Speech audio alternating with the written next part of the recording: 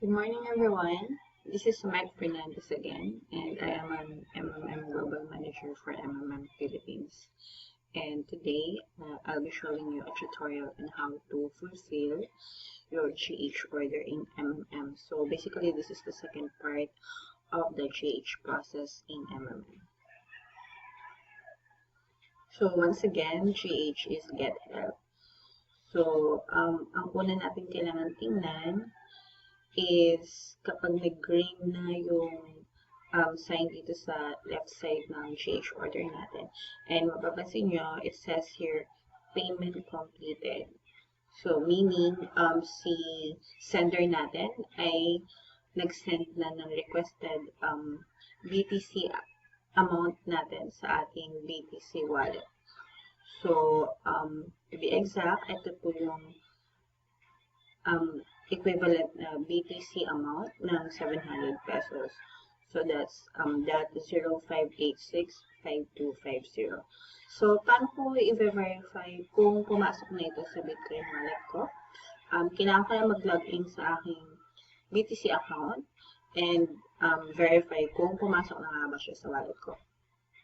So this is how we do it. Just log into your BTC account. In my case, I'm using CoinsPH. Alright, and then automatically when you log into your BTC coins wallet, most of the time yung recent transactions is readily visible sa screen. So it says here na there's an amount received on August 18, and amount na is that 05865525 BTC. Which is exactly the same as dun sa naka-display sa dashboard. So, meaning, expected na amount ko from MMM is pumasok na sa aking Bitcoin wallet. So, that's just how I verify usually. Tinitingnan ko lang yung BTC amount and yung date ng transaction. If I have verified it, and then kino-confirm ko na siya sa system. You can also check the attachment sent by the sender.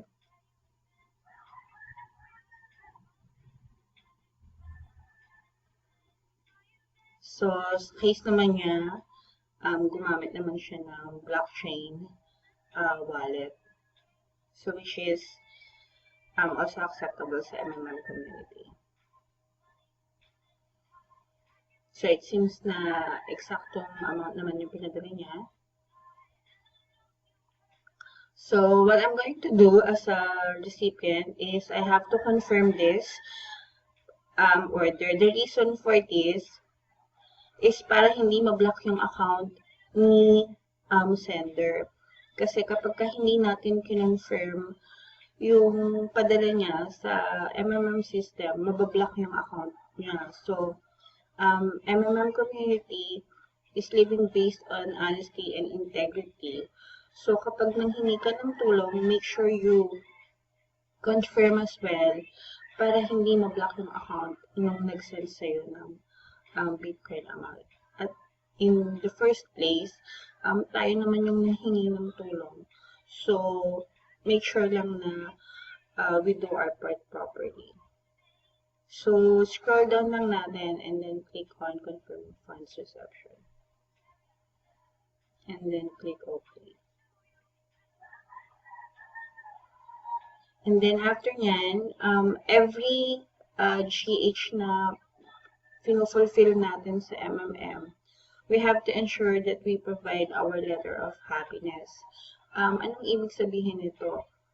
We just need to provide our testimony regarding dun sa transaction na nagawa natin within MMM. So, meron naman siyang mga requirements kung ano yung mga valid na ilalagay natin sa letter of happiness. This is just simply testifying na okay yung system, gumagana siya, and you just have to place your name, your status, consent kayo since MMM is global. We have to provide our location. So, that's in Philippines. Yung amount and date na-providean tayo ng assistance ng ating kapwa ka-MMM community. And then, kung magkano yung amount ng receive natin. So, I can do this later. I just click on write later. But if you want, you can type it here already. And then, kung gusto nyo magkaroon ng 5% bonus on your every GH, you can create a video instead of typing lang yung letter of happiness nyo. And another thing to note, letter of happiness grows 5% compounding din every month. So, I'm just going to click on write later. And then, after fulfilling the order or after successful confirmation, mapapansin nyo na wala na yung box dito. So, that's about it, guys. That's how you fulfill your GH order in MMM. For any questions, please visit our FB page. That's MMM Team Bullet. If you have any questions, or suggestions, please write to us and we will respond as soon as we can. Thank you very much and have a great day. Bye.